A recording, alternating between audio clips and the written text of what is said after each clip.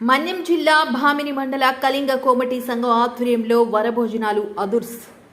ముఖ్య అతిథులుగా హాజరైన రాష్ట్ర సంఘం అధ్యక్షులు బోయిన గోవిందరాజులు, కళింగ వైశ్య కార్పొరేషన్ మాజీ చైర్మన్ అందవరపు సూరిబాబు, రాష్ట్ర జిల్లా ప్రాంతీయ సంఘాల అధ్యక్షులు కార్యదర్శులు కోశాధికారులు. జీటీవీ న్యూస్ భామిని మండలం. మన్యం జిల్లా భామిని మండలం అనంతగిరి తోటలో టీడీపీ రాష్ట్ర బీసీ సాధికారిక కళింగ కోమటి మన్యం జిల్లా కన్వీనర్ కోరాడ రాజేష్, భామిని మండల కళింగ వైశ్య సంఘం అధ్యక్షులు కోరాడ వెంకటరమణ, కార్యదర్శి గుడ్ల షణ్ముఖరావు, ప్రత్యేక ఆహ్వానితులు భోగి అనంతరావు, బత్తిలి సంఘం అధ్యక్షులు ఊర్నా సాయి, బిల్లమడ సంఘం అధ్యక్షులు లాడి నాగరాజు, సింగిడి సంఘం అధ్యక్షులు తాలాసు మధు, భామిని గ్రామ సంఘం అధ్యక్షులు చిన్నారి సంతోష్, దిమ్మిడి చోళ సంఘం అధ్యక్షులు అందవరపు శ్రీధర్, బాలేరు సంఘం అధ్యక్షులు భోగిపాండు, పెద్దదిమిలి సంఘం అధ్యక్షులు పోట్నూరు నరసింహమూర్తి ఆధ్వర్యంలో కళింగ కోమటి సంఘం వనభోజన కార్యక్రమం అత్యంత అద్భుతంగా నిర్వహించారు. ఈ కార్యక్రమానికి ముఖ్య అతిథులుగా రాష్ట్ర కళింగ కోమటి సంఘం అధ్యక్షులు బోయిన గోవిందరాజులు, ప్రధాన కార్యదర్శి కోరాడ శ్రీనివాసరావు, కోశాధికారి పట్నాన సాయి కిరణ్లు పాల్గొన్నారు. వనభోజన కార్యక్రమం ఆవరణలో ఏర్పాటు చేసిన సమావేశంలో రాష్ట్ర అధ్యక్షులు బోయిన గోవిందరాజులు మాట్లాడుతూ, ఐక్యమత్యంతో భామిని మండలంలో ఉన్న అన్ని కళింగ కోమటి సంఘాలు కలిసి అద్భుతంగా ఈ వనభోజన మహోత్సవం చేసుకోవడం చాలా సంతోషంగా ఉందని అన్నారు. భామిని మండలాన్ని ఆదర్శంగా తీసుకుని రాష్ట్రంలో ఉన్న అన్ని ప్రాంతీయ సంఘాలు ఐక్యమత్యంగా ఉండి జాతికి ఉపయోగపడే కార్యక్రమాలు చేయాలని అన్నారు. అలాగే సంఘ పరిధిలో ఏ కార్యక్రమాలు చేసినా జాతిలో ఉండే పెద్దలకి గౌరవించకపోతే ఆ సంఘం బలపడదని, వీరు ఐక్యమత్యంగా లేరని, ఎదుట కులం వద్దు చులకనైపోవడం తప్ప ఇందులో ఒరిగిందేమీ లేదని అన్నారు. మనం ఐక్యమత్యంగా ఉంటేనే ఏదైనా సాధించగలమని, గతంలో బీసీ కావాలని 1,00,000 మందితో శ్రీకాకుళంలో భారీ ర్యాలీ చేసి బీసీ సాధించుకున్నామని, మన ఐక్యతను చూసి ప్రభుత్వాలు మనకు పిలిచి పదవులు ఇచ్చేలా మనమంతా ఐక్యతంగా ఉండాలని అన్నారు. ముఖ్యంగా పెళ్లి సంబంధాల విషయంలో ప్రతి ఒక్కరూ ఉద్యోగస్తుడికే పిల్లనిస్తాము, వ్యాపారస్తులకు ఇవ్వము అనుకుంటున్నారని, అది చాలా తప్పని, మంచి కుటుంబం అయినప్పుడు వ్యాపారస్తుడికి పిల్లనివ్వడం తప్పులేదని, ఉద్యోగస్తుల కంటే వ్యాపారస్తుడే మేలని అన్నారు. కోడల్ని కూతురు కంటే ఎక్కువగా చూసుకుంటేనే కాపురాలు కూలిపోకుండా ఉంటాయని, చాలా వరకు భార్యాభర్తలు విడిపోవడానికి ముఖ్య కారణాలు అత్తాకోడళ్ల సమస్యలేనని, కోడల్ని అత్త కూతుర్లా చూసుకోవాలని, అత్తని అమ్మలా కోడలు చూసుకోవాలని, అలా చూస్తున్నానాడే ఏ కాపురాలు కూడా కూలిపోకుండా నిండు నూరేళ్లు ఉంటాయని అన్నారు. ముందుగా రాష్ట్ర సంఘం అధ్యక్షులు బోయిన గోవిందరాజులు, బీజేపీ జిల్లా ఉపాధ్యక్షులు నాయనశెట్టి కల్పన, కళింగ వైశ్య కార్పొరేషన్ మాజీ చైర్మన్ అందవరపు సంతోష్ తదితరులు కళింగ వైశ్యుల ఆరాధ్య దైవం శ్రీ వాసవి కన్యకా పరమేశ్వరి అమ్మవారి చిత్రపటానికి పూలమాలలు వేసి జ్యోతి ప్రజ్వలన చేశారు. ఈ కార్యక్రమంలో టీడీపీ రాష్ట్ర బీసీ సాధికారిక డైరెక్టర్ ఊర్నా సంతోష్, తంగుడు సంతోష్, శ్రీకాకుళం కళింగ వైశ్య సంఘం జిల్లా అధ్యక్షులు సానా షణ్ముఖరావు, కోశాధికారి కోరాడ రమేష్, రాష్ట్ర సంఘం ఉపాధ్యక్షులు శాసనపురి మధుతో పాటు రాష్ట్ర సంఘం, జిల్లా సంఘం, ప్రాంతీయ సంఘం నాయకులు పాల్గొన్నారు. సభకు నమస్కారం. ఈ సభలో పాల్గొన్నటువంటి వేదిక పైన ఉన్న సభాధ్యక్షులు, మా మిత్రుడు, మా సాధికారిక కమిటీ సభ్యులు, మా సాధికారిక కమిటీ జిల్లా కన్వీనర్ రాజేష్ గారికి, మీ భామిని మండలం, మీ భామిని సంఘానికి, భామిని మండలంలో ఉండేటటువంటి అన్ని సంఘాల అధ్యక్ష, కార్యదర్శి, కార్యవర్గ సభ్యులకు, ప్రజానీకానికి అందరికి కూడా, పత్రికా విలేకరులందరికీ కూడాను పేరు పేరున నా నమస్సమాంజలు, నా ఆశీస్సులు తెలియజేస్తున్నాను. చాలా ఆనందంగా ఉంది. ఎక్కడో మారుమూల ప్రాంతం శ్రీకాకుళం జిల్లాకే చిట్ట చివరి ఉన్నటువంటి, ఒకప్పుడు శ్రీకాకుళం జిల్లాకి, ఇప్పుడు మన్యం జిల్లాకి చిట్ట చివరి ఉన్నటువంటి ఈ మండలం భామిని మండలం. ఈ మండలంలో ఇంత గ్రాండ్గా, ఇంత ఐకమత్యంతో అన్ని సంఘాలు కలుపుకొని ఇక్కడ ఏర్పాటు చేసుకొని ఇంత చక్కగా డిసిప్లైన్గా భోజనం టైం వచ్చింది కాబట్టి, ఆ టైంలో మరి ఆకలి అనేది ఉంటుంది కాబట్టి కొంచెం డిస్టర్బెన్స్ లాగా ఉన్నా సరే అందరూ కూడా భోజనాలు ప్లేట్లు పట్టుకొని కూడా ఆలకిస్తున్నటువంటి, అక్కడ నుంచి చూస్తుంటే ఇందులో 180 మంది కూడాను పెద్దలు ఏం మాట్లాడుతున్నారు, ఏం చెప్తున్నారని ఆలకిస్తుంటే నాకు చాలా ఆనందంగా ఉంది. నేను ఎన్నో పిక్నిక్లు చూశాను. మేము పిక్నిక్ ముందు 1-2 గంటల ముందు కార్యక్రమం మొదలెట్టినా ఆ భోజన సమయం వచ్చేసరికి 1-1:30 అయ్యేసరికి గబాన్ లేచి వెళ్ళిపోయిన వాళ్ళు అక్కడి నుంచి అలా డిస్పర్స్ అయిపోతుంటారు. కానీ ఈ రోజు మీ భోజనం చేస్తున్నా సరే ప్లేట్లు పట్టుకొని కొందరు, భోజనం చేసి కొందరు అక్కడ నిలబడి ఆలకిస్తుండడం చూస్తుంటే మీ అందరికి కూడాను ఈ పెద్దల మీద ఉన్నటువంటి గౌరవం, మన జాతి ఐక్యత మీద ఉన్నటువంటి గౌరవం, మీలో మీకు ఉన్నటువంటి అవినాభ సంబంధం ఇక్కడ కనిపిస్తుంది. ఆ విధంగా నిరంతరం మనం ఉండాలంటే నిరంతరంగా ఉండాలి. మీరే కాదు, ఒక్క భామిని మండలమే కాదు, మన ఉత్తరాంధ్రలోనే మన కళింగ కోమటి జాతి ఉంది. మిగతాదంతా కూడా మైగ్రేటెడ్. ఇవాళ హైదరాబాద్లో ఉన్నారు, విదేశాల్లో కూడా ఉన్నారు. ఇవాళ మెడ్రాస్లో ఉన్నారు, బెంగళూరులో ఉన్నారు, విశాఖపట్నంలో ఉన్నారు. ఎంత మన విశాఖపట్నంలో ఉన్నారు మన ఉత్తరాంధ్ర జిల్లాల కింద వస్తుంది. మిగతా వాళ్ళందరూ కూడా మైగ్రేషన్ కింద వస్తుంది. ఈ మైగ్రేషన్లో ఉన్నప్పటికీ కూడాను మన అందరం కూడా ఈవేళ జాతి ఇంత ఐకమత్యంగా ఉండడానికి కారణం ఏమిటి అని అంటే, మనము సంఘాలుగా ఏర్పడి గత 10-15 సంవత్సరాలు నుంచి, అంతకు ముందు నుంచి కూడా సంఘాలు ఉన్నాయి మనకి. కిందల సీతారామ స్వామి గారు, లాయర్ గారు మొట్టమొదటి సంఘ అధ్యక్షులు ఈ మన జాతికి. ఆయనతో పాటు బరాడం గోవిందరావు గారు వగైరాలు పనిచేశారు. పందవరం వరమహానరసింహం గారు ఈ జాతికి ఒక 2వ అధ్యక్షుడు. ఆయన అధ్యక్షుడిగా ఉండి మొన్నటి వరకు కూడా ఆయనే ఉన్నారు. తదుపరి కోనాల శ్రీనివాసరావు గారు వచ్చారు అధ్యక్షుడిగా. ఆ తదుపరి నేను రావడం జరిగింది. అంటే సంఘాలని నాటి నుంచి నేటి వరకు అంచెలంచెలు సంఘాలుగా మనం ఎదిగి ఇవాళ రాష్ట్రం అంటే మన ఇక్కడ ఢిల్లీలోన వాళ్ళు ఎంతో బలమైన సంఘం ఉంది, హైదరాబాద్ లో ఉంది. అంటే ఈ సంఘాలని ఎలా ఏర్పడ్డాయి? మనం ఇక్కడే పుట్టినటువంటి జాతి. ఈ జాతిని ఇన్ని సంఘాలుగా ఏర్పాటు చేసుకొని దేనికోసం మనం ఈ సంఘాలను ఏర్పాటు చేస్తున్నాం? ఆ సంఘాలను ఏర్పాటు పెట్టే ఈ రోజు అప్పటి నుంచి మొదలెట్టి పెట్టే ఈ నేటికి ప్రతి పల్లి గ్రామంలో కూడా సంఘాలు ఏర్పడినటువంటి పరిస్థితులు వచ్చాయి. ఎందుకంటే ఈ సంఘాలు ఏర్పడడం వలన మనకు ఒక మనోధైర్యం వస్తుంది. ఆ మనోధైర్యంతో మనం ఎవరినైనా ఎదిరించవచ్చు. మన కామెటీ అని అంటే మనం ఎవరికి కొట్టలేం. ఎవడైనా కొట్టడానికి వస్తే ఈ బొక్క తీసేసి ఈ బొక్క కూడా చెప్పేస్తాం మహాత్మా గాంధీ లాగా. కాబట్టి ఈవేళ మనం సంఘాలుగా ఉండడం వలన వాడు మనం కొట్టడానికి రాడు, మనం వాడికి కొట్టవలసిన అవసరం ఉంది. కాబట్టి మనం పులి అంటే చూసి జడవాలి తప్పించి మనము ఆ పులి అంటేనే జడాలి. మనము అది పులి దగ్గరికి వస్తే చూస్తాము, దాన్ని జడుస్తామంటే కాదు. అదేవిధంగా మనం కూడా మనల్ని వీళ్ళు ఐకమత్యంగా ఉన్నారు, మనం ఏదైనా అంటే మన మీద వీళ్ళందరూ కూడా ఐకమత్యంగా వచ్చి పడిపోతారు అనడానికి మీ భామిని మండలంలోన మన ఇన్సిడెంటే కారణం అని చెప్పి మీకు నేను తెలియజేస్తున్నాను. మీ అందరూ ఐకమత్యంగా ఉండి నన్ను అప్రోచ్ అయ్యారు. నేను డిఎస్పీ గారికి ఫోన్ చేశాను, నేను చెప్పాను సద్మనిగింది, మన ఊసి పట్టలేదు, అక్కడికి బ్యాలెన్స్ అయిందా? అయింది. కాబట్టి మనం ఆ విధంగా ఉండబెట్టే ఈ రోజు మనము ప్రతి ఒక్కరిని కూడా ప్రతిదీ కూడా అడగగలుస్తున్నాం, సాధించగలుస్తున్నాం. ఇవాళ రాజకీయ పార్టీలు అధికారంలో ఉన్నాయి. ఈవేళ కుల సంఘాలన్నీ కూడాను రాజకీయ పార్టీలే ప్రోత్సహిస్తున్నాయి. కుల సంఘాలకి ఆ గౌరవం ఉంది. ఆ కుల సంఘాలకి మనము సాధికారిక అనే పేరుతో మనము ఈవేళ 54 కార్పొరేషన్లు ఉన్నాయి. ఆ రోజు వైసీపీ ప్రభుత్వం అధికారంలో ఉండేటప్పుడు సూరిబాబు గారికి చైర్మన్ గా ఇచ్చారు. అంతకుముందు 5 సంవత్సరాలు సాధికారిక ఏర్పడినప్పుడు నేను తెలుగుదేశం పార్టీలో నేను రాష్ట్ర కన్వీనర్ గా నాకు ఇచ్చారు పదవి. ఈ రోజు ఆ కార్పొరేషన్లు 54ను 32 కార్పొరేషన్ ఫిలప్ చేశారు. ఇంకా 21 కార్పొరేషన్ ఫిలప్ చేయవలసినటువంటి అవసరం ఉంది. దానికి అనేక కారణాలు. ఇవరే ఏక ప్రభుత్వం రాలేదు, ఏక పార్టీ ప్రభుత్వం అధికారంలోకి రాలేదు. అన్ని కలిసి ఉన్నటువంటి ప్రభుత్వం, ఉమ్మడి ప్రభుత్వం అధికారంలోకి వచ్చింది.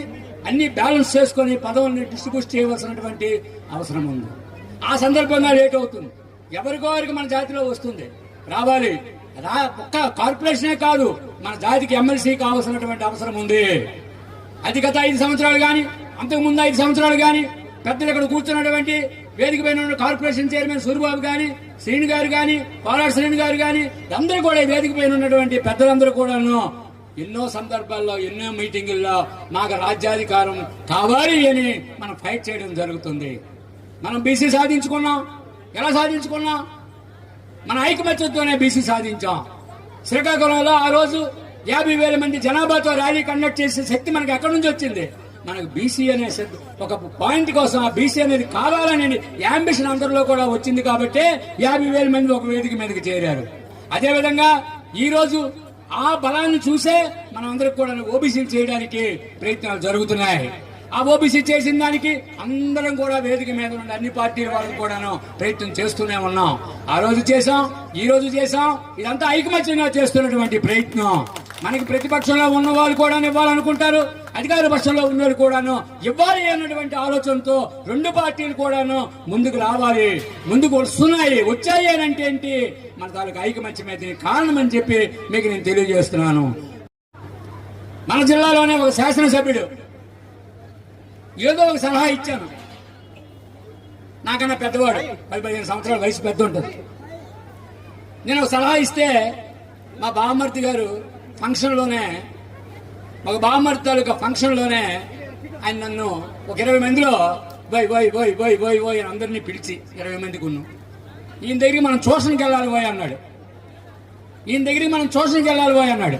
సరేలే పిచ్చోడితో మనకేయడానికి కొద్ది పక్కకి వెళ్ళిపోయాను. నేను టిఫిన్ తీసుకోవడానికి నేను ఆ ఫంక్షన్ దగ్గర టేబుల్ దగ్గరికి వెళ్ళాను. అక్కడికి వచ్చాడు. మరి అక్కడికి వచ్చామన్నాడు. అక్కడ 20 మందిని పిలిచి వీళ్ళందరితో ట్యూషన్ దగ్గరికి వెళ్ళాలి పోయి అన్నాడు. నేను చెప్పాను, నువ్వు ఏం పెద్ద గొప్పవాడు అనుకుంటున్నావు ఏంటే?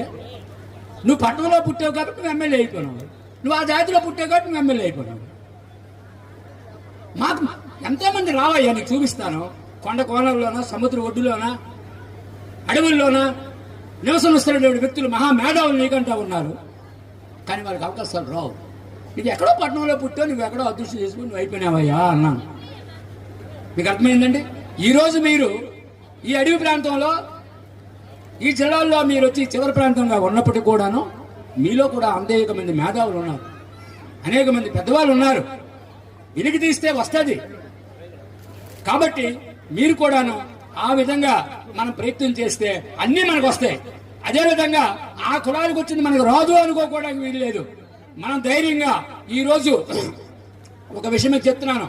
మనము మన జాతి అన్ని మేజర్ పంచాయతీల్లో ఒకప్పుడు మనమే ఉండేవాళ్ళం. మీ బత్తిల్లో కానీ, కొత్తూరులో కానీ, లేకపోతే కిరమండలంలో కానీ, అవతల ప్రతి ఊరు మీరు తీసుకోండి, కోటబొమ్మలు ఇచ్చాపురం వరకు మీరు తీసుకుంటే మన వయసులో మీరు గ్రామ పంచాయతీ అధ్యక్షులుగా ఉండేవాళ్ళం. పల్లెల్లో కాదు, పట్టణాల మాట చెప్తున్నాను. పల్లెల్లో ఉన్నటువంటి ఒక ఇద్దరు వ్యక్తులకి వారి కులాలు ఎక్కువ ఉన్నా సరే, 2-3 ఇళ్ళు మనం ఉన్నా సరే, రంగోలి అనే ఒక పలాస దగ్గర ఒక ఊరు, ఇక్కడ రణస్థలం దగ్గర ఒక ఊరు, అక్కడ వారికి సర్పంచ్ పదవి వాళ్ళు పిలిచి ఇచ్చేవారు. ఎందుకు ఇచ్చేవారు? ఇందాక చెప్పాడు ఒక ఆయన బ్యాంకుల గురించి. ఆ రోజుల్లో బ్యాంకులు లేవు.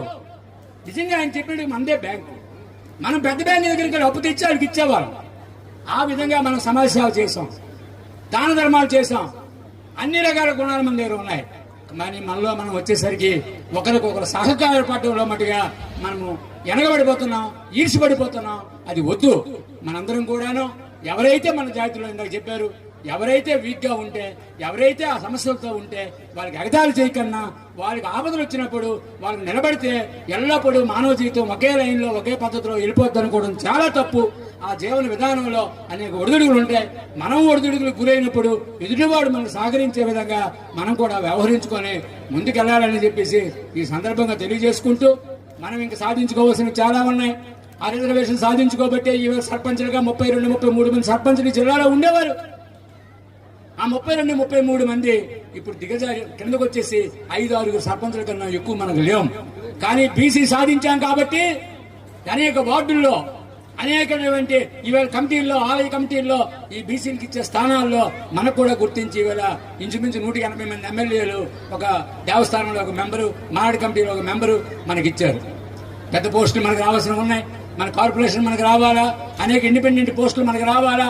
ఆ ఇండిపెండెంట్ చైర్మన్ అవడానికి రావాలంటే మనకి ధైర్య సాహసాలతో మనం ముందుకు నడుస్తూ ఉండాలి. రాజకీయం అంటే మనం నాకెందుకు ఈ రాజకీయం, నా వ్యాపారం చేసుకున్నాం, వ్యాపారం చేసాం, పిల్లలు చదివించాం, పిల్లలకు ఉద్యోగస్తులకు ఇచ్చాం, మన పిల్లలు ఉద్యోగాలు చేస్తున్నారు. ఏం చేసుకుంటాం? ఇదంతా ఈ డబ్బంతా ఏం చేసుకుంటాం? పట్టుకుపోతాం అవడం కానీ పట్టుకుపో. కాబట్టి మనం కూడా గుండె ధైర్యం మీకు అందరికీ ఉండాలా, ముందుకు రావాలా. ఎక్కడెక్కడ అవకాశం మనకు వస్తే అక్కడ పోటీ చేయండి. అన్ని పదవులకి మీరు పోటీ చేయడానికి ప్రయత్నం చేయండి. మీరు చిన్న పదవుల నుంచి ముందు స్టార్ట్ చేస్తే పెద్ద పదవులకు వచ్చేసరికి మనకు హక్కులు వస్తాయి. మనలో కూడా హిరమండలో ఎంపీపీగా ఒక లేడీ మనకి చేశారు. ఏం పేరు ఆయన పేరు? ఆమె పేరు హిరమండ భాగ్యలక్ష్మి చేసింది. అలాగా ధైర్యం చేయండి. ఈ రోజు అమ్మకు వచ్చింది అవకాశం, రేపు మీకు వస్తుంది అవకాశం.